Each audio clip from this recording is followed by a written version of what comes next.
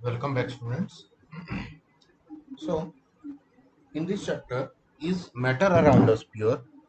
We have completed all the discussion topics. Okay, I have discussed all the topics which are related to this chapter. Now, today I am posting the PDF notes for this chapter. Okay, so the NCRT solutions, all the questions, NCRT solutions is been provided to you in this PDF. You have to copy it down in your classwork copy. Okay, and as soon as you are getting this PDF, please download it. Okay, please download it and keep it in safe place, such as in your Google Drive or in your documents of your mobile phone. Okay, but I will prefer that to keep it in your Google Drive, because in Google Drive you will never miss this particular PDFs.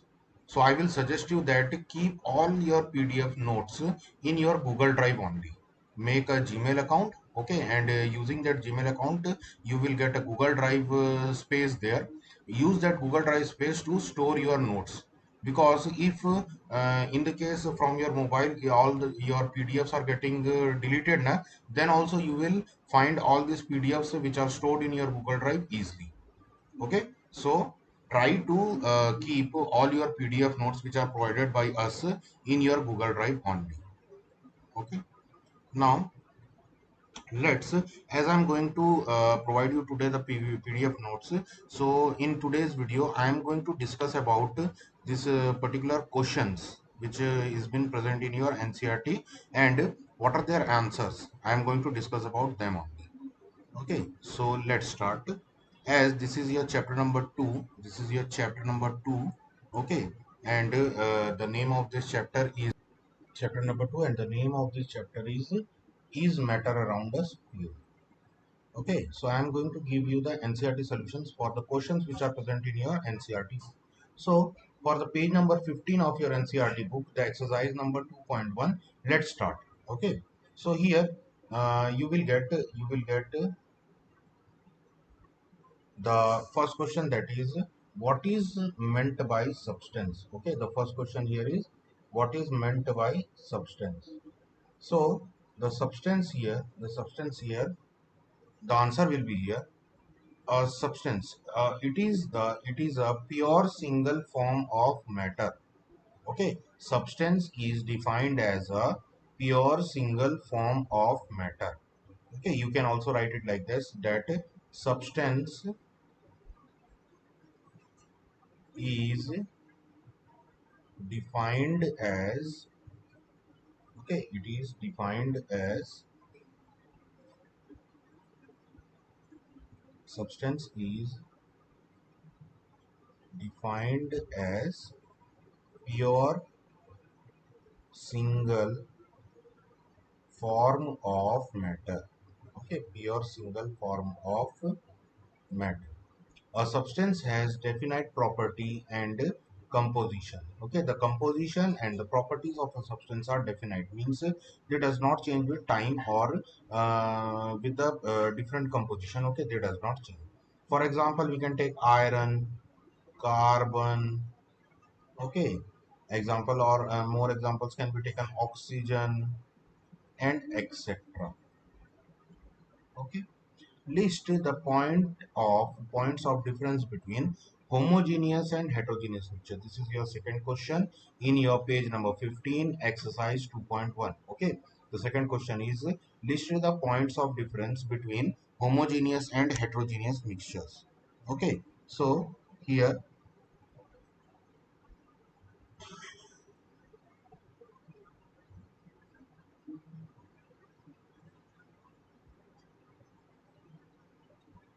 the answer will be, we have to differentiate between the homogeneous and heterogeneous mixture here. Okay, so the answer here, it will be, answer becomes here,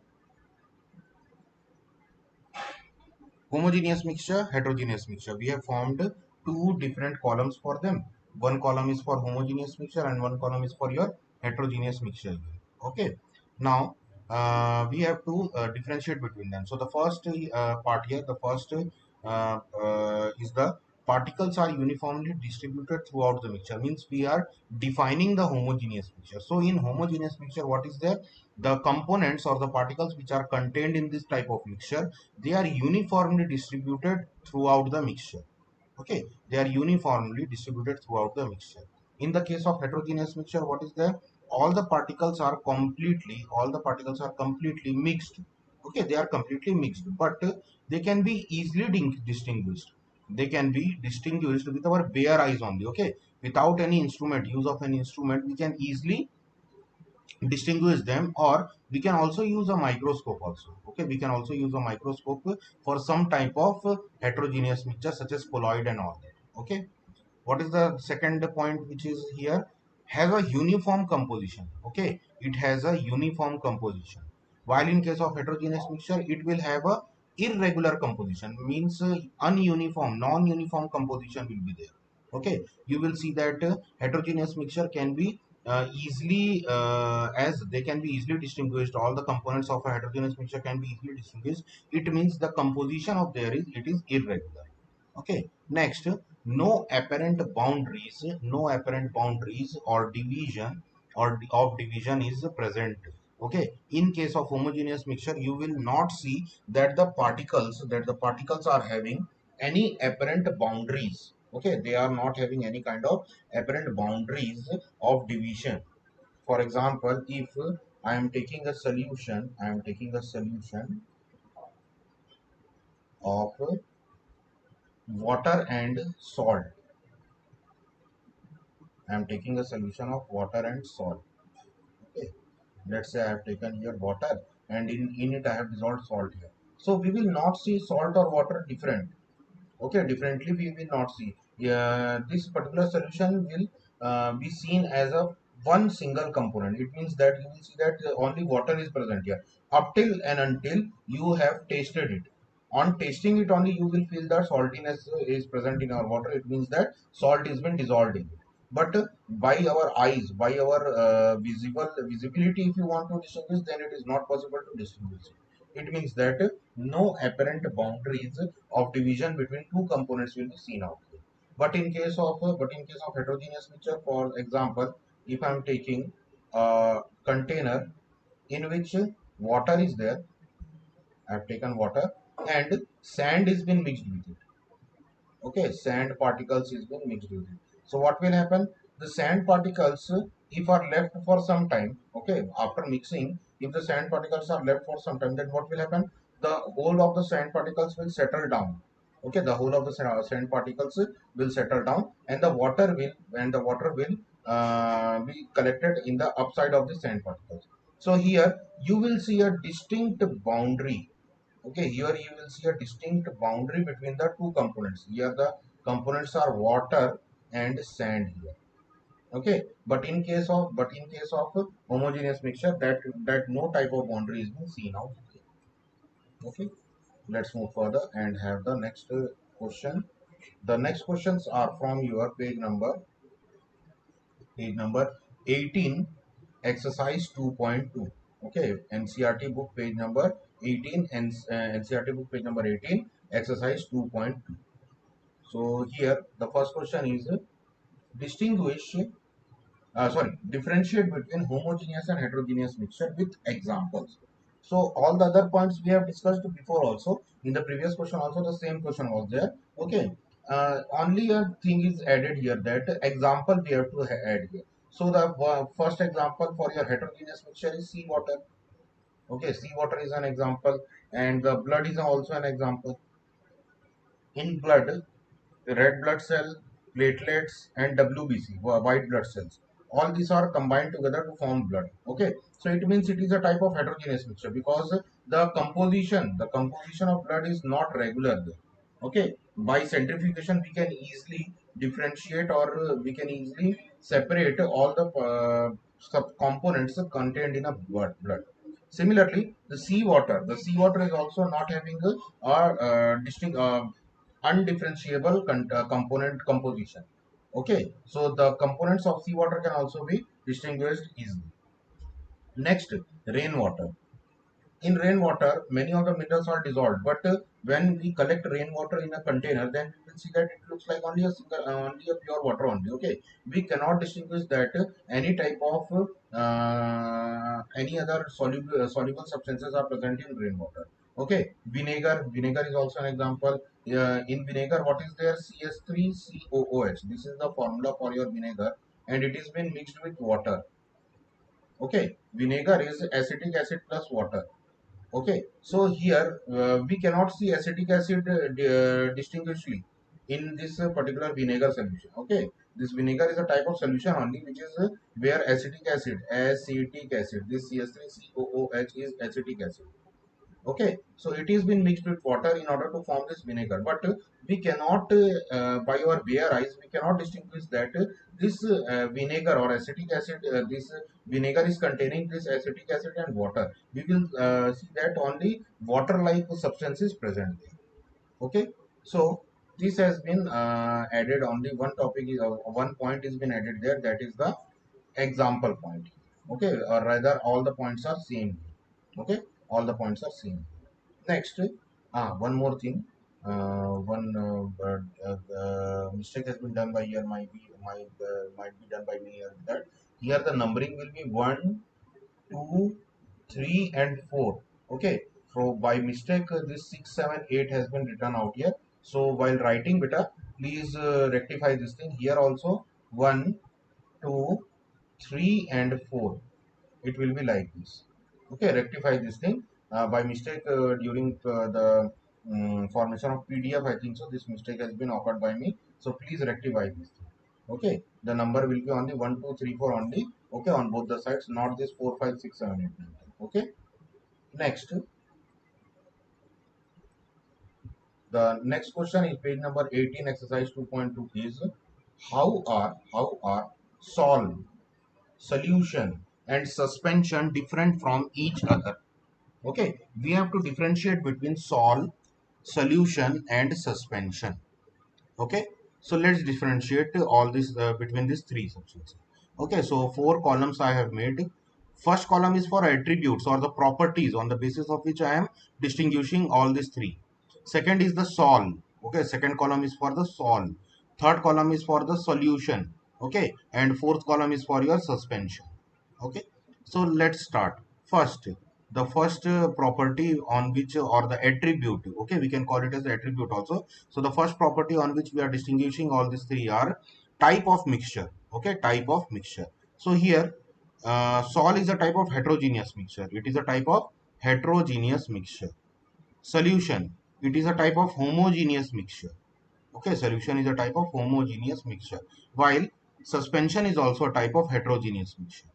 Okay, because in both this condition, in the condition of sol and in condition of solution, in both this condition the particles, okay, you can see in the next point that the size of the particles in condition of solve, it is 10 to the power minus 7 to 10 to the power minus 5 centimeter. Similarly, in case of suspension, they are more than 100 nanometer. Okay, so in both the conditions the particles are greater than 1 nanometer. If the particles are greater than 1 nanometer, then it is a heterogeneous mixture only, because then the solute particles can be easily distinguished by some of the physical methods, okay, or by microscopic way. Next, third condition is the Tyndall effect. Okay, so what was Tyndall effect? Tyndall effect was the effect when light is being thrown on a solution or a homogeneous or a mixture, then if the suspended particles are scattering the light rays, okay, they are scattering the light rays, then that particular effect was known as Tyndall effect. Okay, so this effect we can see from our ventilation. When the sunlight passes through the ventilation, there also the air particles, the air containing the particles is been seen out there, but naturally we cannot see by our natural in naturally we cannot see that air is containing any dust particles. But when the sun ray from very small space comes out there from the ventilations or from any other opening, there you will see that the dust particles which are present in air, they are visible there. Okay, so this effect is known as Tyndall effect. So in sol it is exhibited, but in true solution or solution it is not exhibited. Okay, and in suspension also, sometime it may be exhibited or sometime it may not be exhibited, because the suspension is containing the substances that are more than 10 to the 100 nanometer. Okay, so in this condition, sometime the light ray may pass and sometimes the light ray may not pass through them. So when the light ray will pass through them, so and scattered, then maybe we can see the Tyndall effect. But if the light ray is not passing through the given suspension, then what will happen? We will not observe the Tyndall effect. Next is the appearance. Fourth point is the appearance. So usually glassy and clear. The salt solution, the salts are generally glassy and clear. Means you cannot distinguish the particles by your naked eyes. Okay. While in case of solution, they are unclouded and clear. They will be unclouded and clear. But in case of suspension, they will be cloudy and opaque. It means that if you are throwing light on it, so the light will also not pass through them, and they will be having a cloudy structure. Okay, it means they will be having a cloudy structure, means you cannot see through it. Okay, seeing through that particular solution or suspension, it is very hard. Next, visibility. So visible with an ultra microscope, the particles present in sol, the solute particles present in sol can be easily visible with an ultra microscope. But while in case of homogeneous mixture, it is not visible. Okay, it is not visible, because with using with an ultra microscope also it is very hard to see.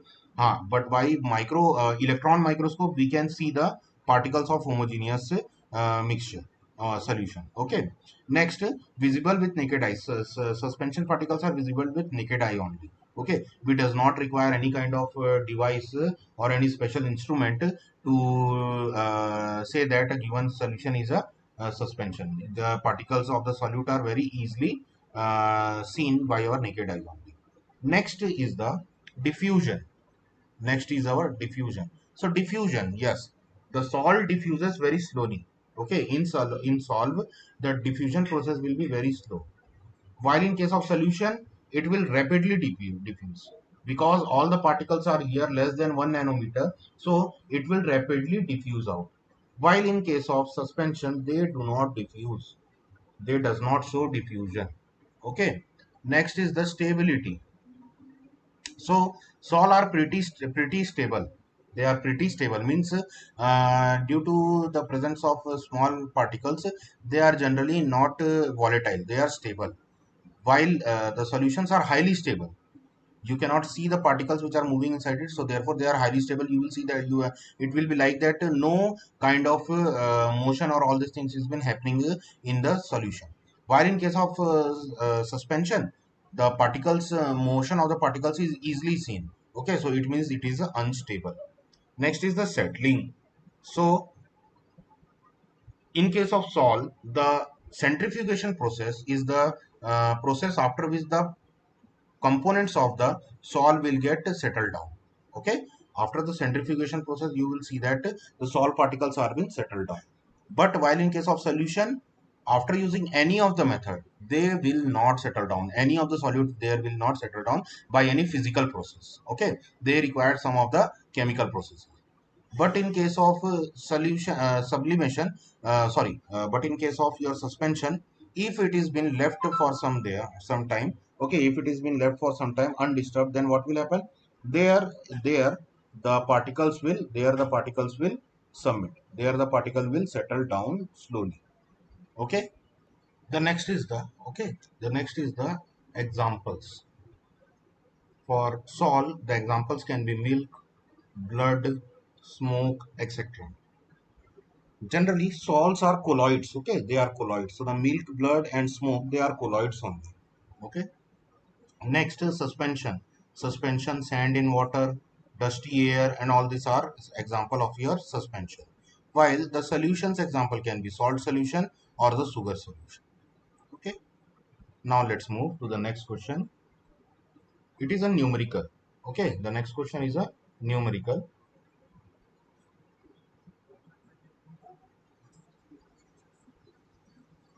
The next question is a numerical. Okay. So let's see it.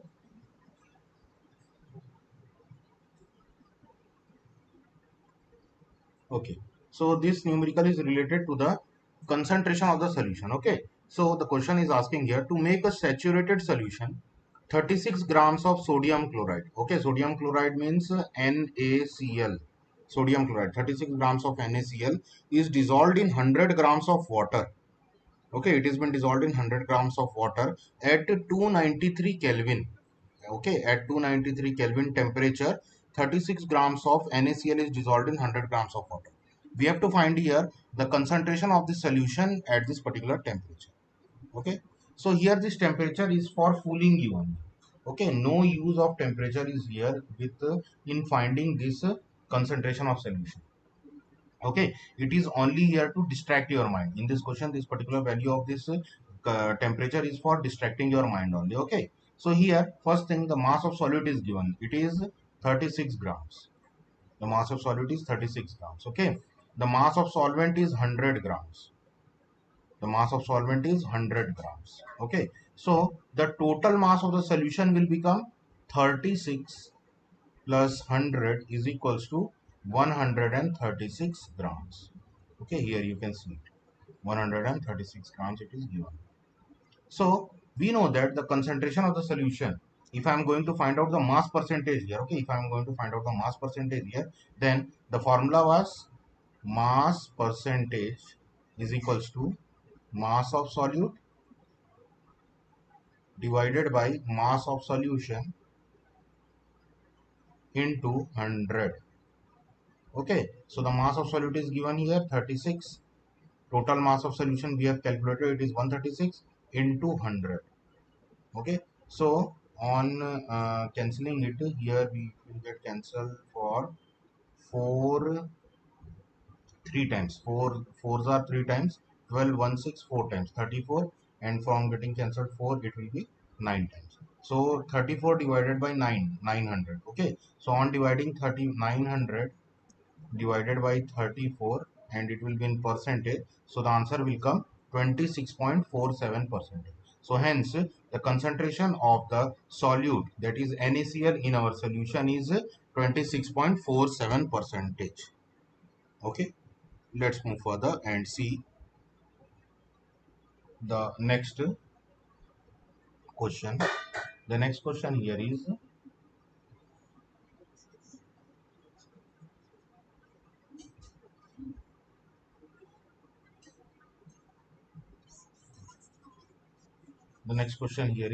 exercise 2.3 from page number 24.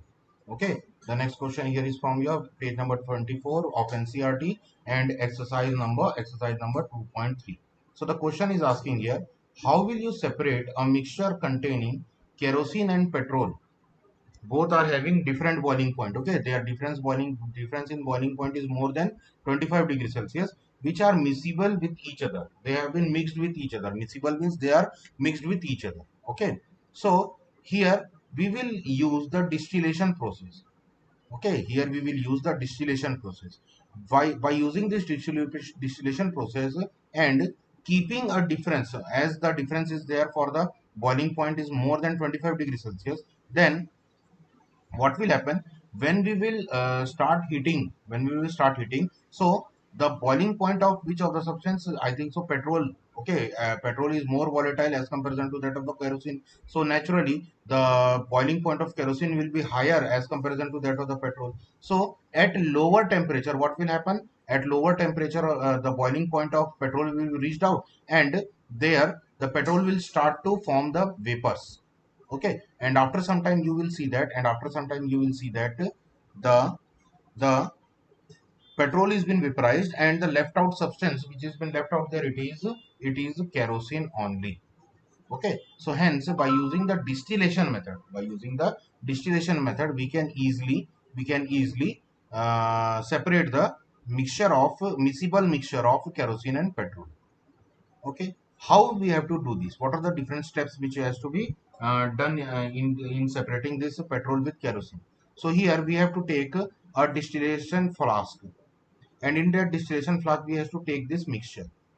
Then after that we have to heat this particular flask, treat the mixture with heat while a thermometer is affixed beneath it.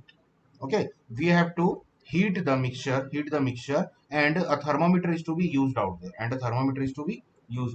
Okay,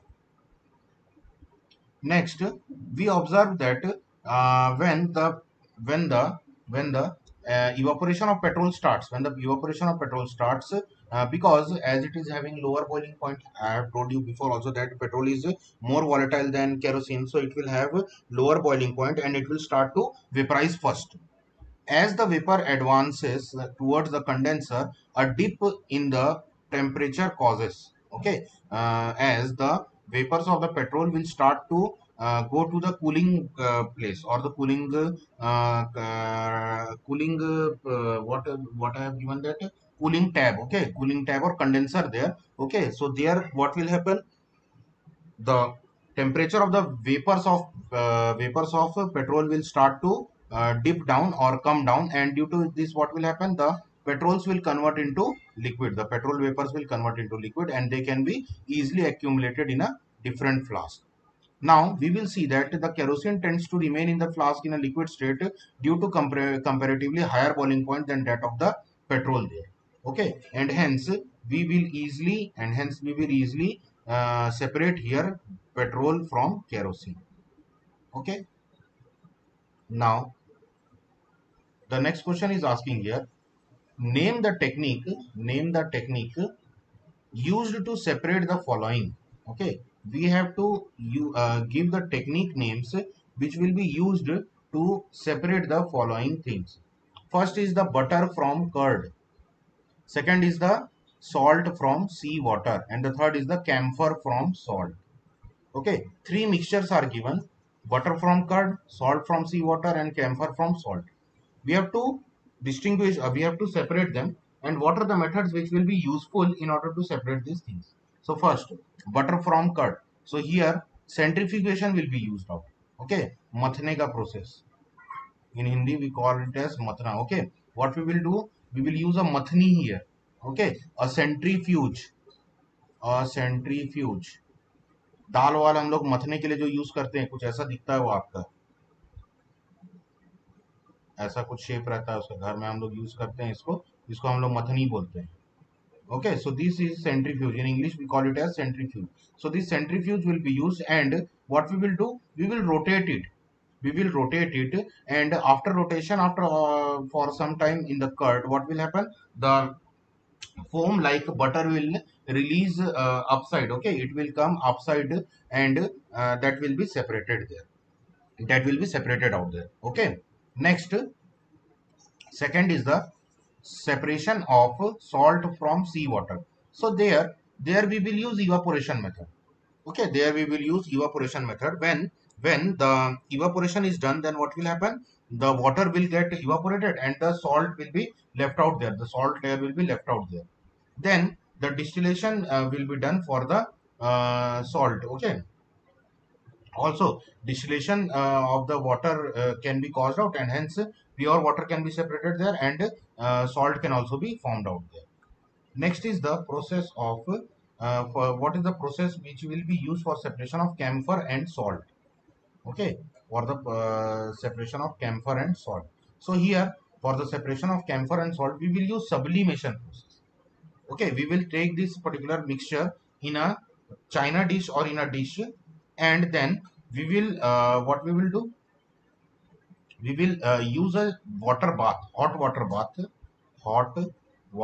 bath, and we will heat this hot water bath. Okay, we will heat this hot water bath. Then what will happen, the heat from this hot water bath will reach to this mixture of camphor and salt. So as camphor is a volatile substance and it will readily convert to vapors, from solid it will readily convert to vapors, and after some time you will see that the whole of the camphor is been released out and only salt is been left out there, because salt is having very high boiling point.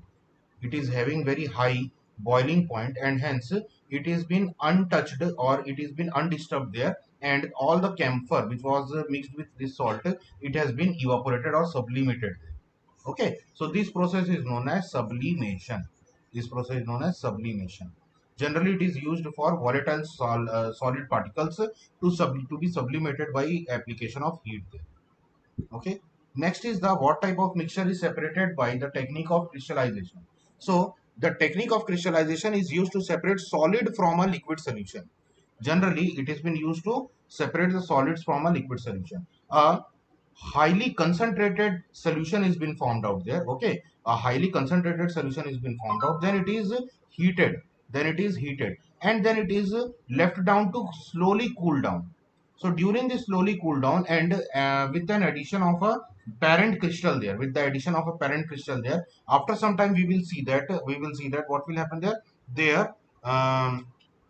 Crystals formation will be formed out. So this method is known as crystallization method. Sometime for obtaining pure solid substances also crystallization process is applied.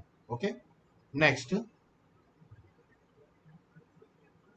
page number page number 24, exercise number 2.4. So the question here is asking that classify the given changes into physical or chemical changes. First is the cutting of tree, melting of butter in a pan, rusting of almira, boiling of water to form steam, passing of electric current through water and water breaking into hydrogen and oxygen, dissolving common salt in water, making a fruit salad with raw foods, and burning of paper and wood.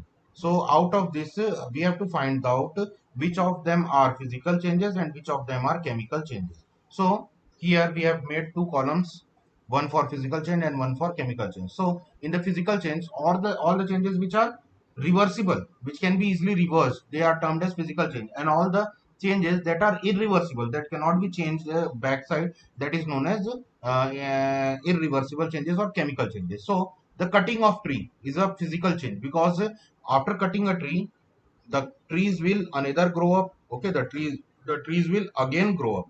It means that it is a physical change. This process is reversible. Next, melting of butter in a pan. Okay, we are melting it, we are not burning it, we are melting it. So melting is a process that can be reversed up. Okay, so it is a physical process, it is a physical change. Making a fruit salad with raw fruits, so it is also a physical change. Okay. Boiling of water to form steam, as steam can be condensed back to water, na? So it is also a physical change. Dissolving common salt in water, by evaporating the water there, we can obtain the common salt back. So it is also a physical change. But rusting of almira, it is a chemical change. We cannot bring back the metal which has been rusted out from almira. Okay, so it is a irreversible change or chemical change. Passing of electricity through current, and hydrogen and oxygen gases been formed out there. So it is also a chemical change, because there the oxygen and hydrogen cannot be combined there to form the water again there. Okay.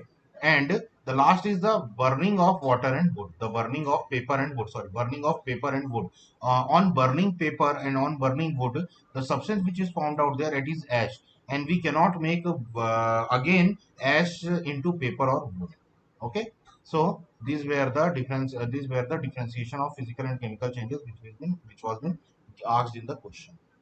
Let's move further and see the next question in your page number 24. This is try segregating the things as a pure substance and mixture. Okay, so the question was giving that you have to segregate that which are the pure substance and which are the mixtures here. So the water, it is a pure substance, because water is a compound, and compounds are pure substance. Salt, it is also a compound, so it is also a pure substance.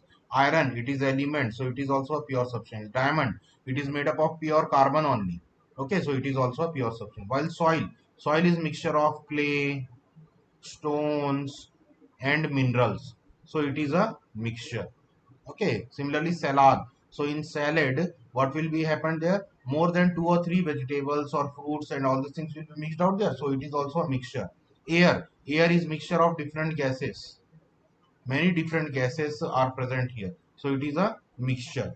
Steel is also a mixture, because here iron is been mixed with nickel, chromium, and carbon to form the steel. So therefore it is also a type of mixture only. They are known as alloys. When more than one metals are being mixed together, and then they are termed as alloys. Okay. Next,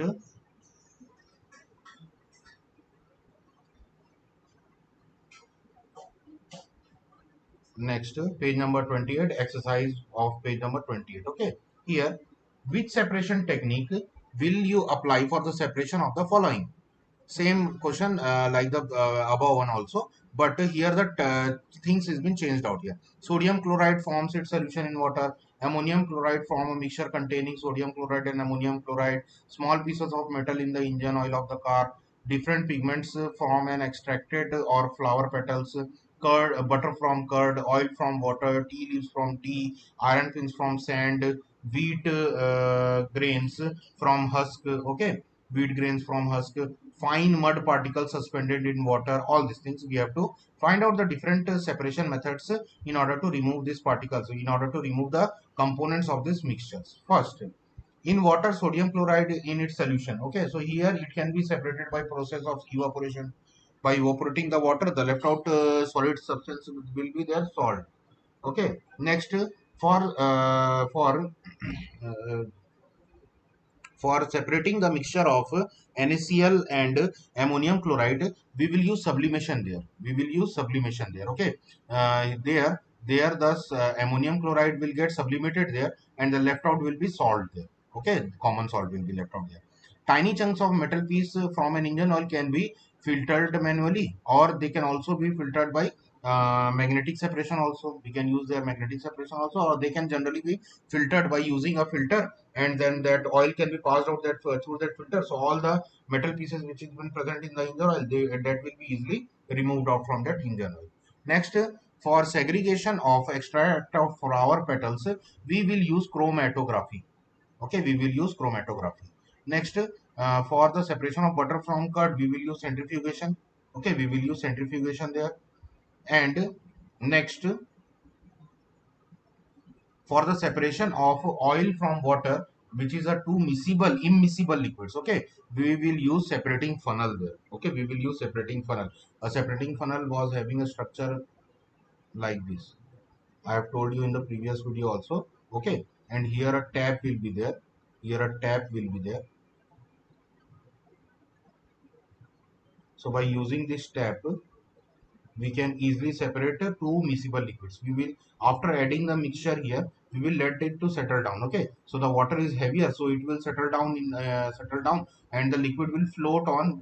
The oil will float on this water, and we will start this step, and we will release all the water in another container. Then, when the oil comes out here in this particular level, then we will stop this step. Then we will stop this step, and the oil and water will be separated from this using this separating funnel. Okay, next is the tea leaves can be manually filtered. Okay, they can be manually filtered by using the chai channi, we call it generally, or filter. Okay, tea filter we can use there for filtration of tea leaves from the tea. Iron pins can be separated from sand either by using magnets, or they can be exhibit as irons are exhibiting strong magnetic quantity na. So therefore what will happen, we can easily separate them by magnetic separation only. Now how to separate wheat and husk? So for that process we will use winnowing. Okay, winnowing. So what will happen, we will take that particular mixture in a member like this. Okay, in a member like this, and we will do, and what we will do, we will use our force. Okay, our hand force to toss this. Okay, during tossing, what will happen, when the air is blown out and tossing is done, what will happen, the husk which is having a lower mass, it will generally move with the air, and it will get separated from our wheat. Okay, so this process is known as winnowing process. Winnowing process in Hindi we generally call it as I think so pakhadna, or what we call it as jhadna, I think so. Okay, we call it as jhadna or pakhadna. Next, for the last process, which was separation of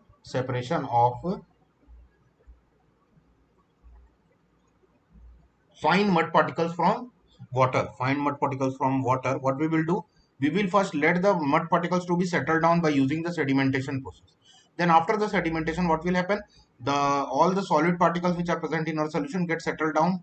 Okay, and the left out upper liquid will be left out with, and without disturbing the settled down particles there, we can easily decant, and transfer the liquid which is present upside into another container. Now, write the step you would use to make tea. Use the word solution, solvent, solute, dissolve, soluble, insoluble, filtrate, and residue here. So, into a vessel, add a cup of milk, which is the solvent here. Okay, and supply it with heat. Add tea powder or tea leaves to the boiling milk, which will act as solute here. Now, continue to heat it. Okay, after some time, what will happen? The solute, that is the tea powder, remains insoluble in the milk. Okay, it will remain insoluble in the milk, which can be observed while it is still boiling. At this stage, add some sugar to the boiling solution while stirring. Okay, so this sugar is also acting as a solute only. Okay, sugar is also acting as a solute, but it is soluble in the solvent. It will get dissolved in the solvent, that is milk here. Continuous stirring causes the sugar to completely dissolve in the tea solution, hence reaching saturation points. Okay, so the tea will reach out to a saturation point here. Once the raw smell of tea is been removed, tea leaves is been removed, and tea solution is boiled enough, take the solution off from the heat, filter it from using the tea filter, and strain it to a cup or container. Okay, then you can taste it. You can taste it. Now the next question is asking here. Pragya tasted the solubility of three different substances at different temperature and collected the data as given below. Okay, so what she has done, she has tested the different solutions and three different substances there, and at different temperatures she has taken some of the observations. It has been given in this table. So she has taken potassium nitrate, sodium chloride, potassium chloride, and ammonium chloride, and at 293 Kelvin it has been showing that the solubility is 21. At 200 93 Kelvin it is showing 32. Okay, at 313 it is showing 62. At 333 it is showing solubility 106. At 353 it is showing solubility as 167. Similarly, sodium chloride 36, 36, 36, 37, 37 at different temperatures. 35, 30 for potassium chloride, 35, 35, 40, 46, 54. For ammonium chloride, 24, 37, 41, 55, 66. Okay, all these are the values for your solubility in a given solvent. Okay, and these are the temperatures. At different temperatures this solubility has been observed out by Pragya. Now the question is asking here, what mass of potassium nitrate would be needed to produce a saturated solution of potassium nitrate in 50 grams of water at 313 Kelvin. Okay, so first let answer this A part. So for this A part, mass of potassium nitrate required to produce a saturated solution of 100 gram of water heat at 313 Kelvin is 62 grams. Okay, minimum 62 grams will be required out in order to produce a saturated solution of 100 gram of water with potassium nitrate. Okay, so here we have to find out the mass of potassium nitrate required to produce a saturated solution of 50 gram of water. So what will happen? We will multiply this 62 into 55 divided by 100. So the answer will become 31. So the answer will become 31. So hence 31 gram of potassium nitrate will be required to produce a saturated solution at 50 grams with adding 50 grams of water as solvent there. Next, the second question is asking here, B part is asking here in the question. Pragya makes a saturated solution of potassium chloride in water at 353 Kelvin and leaves the solution to cool at room temperature. What should she observe as the solution cools? Explain. I think so. Crystallization will be observed by her. Okay. The solubility of potassium chloride in water is decreased when the saturated solution of potassium chloride loses heat at 353 Kelvin. Consequently, Pragya will observe crystals of potassium chloride is been formed out there. Okay. So this is the crystallization process only. She will observe the crystallization of potassium chloride there. C. Find the solubility. Okay, see it is asking here. Find the solubility. Find the solubility of each salt at 293 Kelvin. Which salt has the highest solubility in this temperature? Okay, which salt is having highest solubility in this temperature? Next, for C, we have to find out the solubility here. Na? So let's see here how we are going to find out the solubility at 293 Kelvin. Okay, so the solubility at 293 Kelvin for all the solutes here will be 32 divided by 100. Okay, 32 divided by 100, 36 divided by 100, 35 divided by 100, and 37 divided by 100. So at this particular point, we will observe that it is observed that the ammonium chloride has the highest amount of solubility at 293 Kelvin. Okay, potassium chloride, ammonium chloride will be having the highest amount of solubility here because 0.35, 0.36, 0.32, and the highest value will be here 0.37 only. Okay. Next, effect of a change of temperature on the solubility of salts. The table clearly depicts that the solubility of the salt is dependent upon the temperature and increases with an increase in temperature. With this, we can infer that when a salt arrives at saturation point at a specific temperature, there is a prosperity to dissolve more salt. Okay, we can dissolve more salt by increasing the temperature only when the saturation point is been achieved out. Next, explain the following given examples. Okay, we have to explain the following by giving an example. Saturated solution. Saturated solution. It is the state in a solution at a specific temperature when a solvent is no more soluble without an increase in the temperature. Okay, a condition when no more solute can be dissolved in a solvent. Okay, no more solutions can be dissolved in a solvent at a specific temperature until we are increasing the temperature. For example, excess carbon leaves off as bubbles from a carbonated water solution saturated with carbon. Okay, carbonated water means soda water. If excess of carbon dioxide is been added there, then what will happen? The excess of carbon dioxide which has been added there, it will leave out from there, forming the bubbles. Okay. Next, pure substances. Pure substances is said to be pure when it comprises of only one kind of molecule, atoms or compounds, without any adulteration with any other substance or any divergence in the structural arrangement of it. For example, sulfur. For example, diamond. Diamond is containing only carbon particles there. Okay, sulfur is containing only sulfur particles there, so they will be pure substance. Colloid. A colloid is an intermediate between solution and suspension. Okay, it is an intermediate between solution and suspension. It has various size particles in them. That can be ranging from 2 to 1000 nanometer. Okay, means the ranging of the particles of the colloid will be between 2 to 1000 nanometers. Lesser than 1 nanometer it will be solutions, true solutions, and larger than 1000 it will be suspensions. So this is the intermediate solution. This is the intermediate condition which is lying between the solution and the suspension. Colloids can be distinguished from using the Tyndall effect only. Okay, Tyndall effect is the effect which is in which the particles of the colloids scatter the lights. For example, here examples can be milk, gelatin, and all this, etc. Next is the suspension. It is a heterogeneous mixture. Suspension is heterogeneous mixture. The solute particles are easily seen by our naked eyes due to they are very large. And they are having size more than that of 1000 nanometers. Okay, so the suspension example can be sand with water. Okay, classify the given into homogeneous and heterogeneous mixture. So homogeneous mixture, for here soda water, wood, air, soil, vinegar, filtered tea.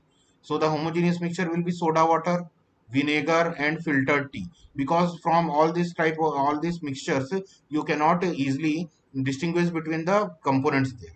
While in case of heterogeneous mixture, wood and soil will be there. Okay. Next, how would you confirm that a colorless liquid given to you is pure water? We can confirm if a colorless liquid is pure by setting it to boiling. If it boils at 100 degrees Celsius, then it is pure. Okay, because as we have studied about the boiling point will increase if the solution is being made out there and it is containing some of the solid particles there. Then the boiling point of the given solution will naturally increase out there. And we know that the boiling point of pure water is 100 degrees Celsius. So if it is taking that the temperature of boiling point has been increased out for the solution with water, then we can easily confirm that the given is a solution, not a pure substance. Next, which of the following can be kept into category of pure substance? So here, the category of pure substance can be kept for iron, ice, hydrochloric acid, calcium oxide, and mercury. All other are the impure substances. All other left are the impure substances. Okay. Next, identify the mixtures from the following given particles. Okay. So here, here the mixtures will be seawater, air, and soda water.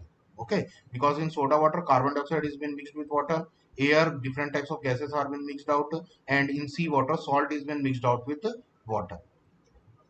Which of the following will show Tyndall effect? Salt solution, milk, copper sulfate solution, starch solution. So the salt solution and copper sulfate solution will not show the Tyndall effect, while the starch solution and the milk will show the Tyndall effect, because both these are when starch and milk when starch is been mixed with water, so it is forming a colloid there, and milk is also a colloid. Classify the following into elements, compounds, and mixture.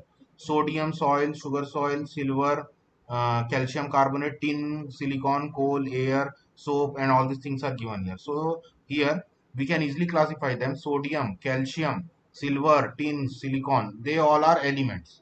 Okay. Sorry, this calcium is here. Okay, but this will be here. यहाँ पे आ गई calcium carbonate. Okay. So calcium carbonate is carbonate is a compound.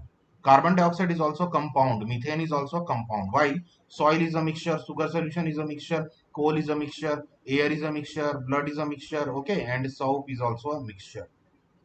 Which of the following are chemical changes? We have to find out there which given out of the given which of the following are chemical changes. So growth of plant, it is chemical change, because when the plant is been grown, then it cannot be reversed back. We cannot make the plant back to seed. Rusting of iron, it is also a chemical process, because we cannot regenerate the iron from the rust. Cooking of food, okay, when the food is been cooked out, so we cannot okay, if I am cooking potato as food, then I cannot obtain potato, raw potato back from the cooked food. Okay, digestion of food, okay, and burning of candle, all these are chemical changes. Okay, burning of candle means the wax which has been melted there, it is a physical change, but the what we call it, क्या बोलते हैं उसको, love, और जो उसमें बाती होती है बेटा, okay, that fuse the fuse which is burning in the candle, that can not be obtained back ना. So it is a chemical change there. So okay, for this particular session, I have given you and explained you all the questions which I have from the NCRT.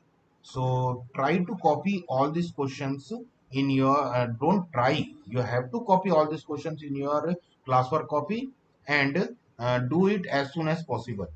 And one more suggestion, that please download this PDF as soon as possible and keep it safe in your Google Drive. So thank you for watching this.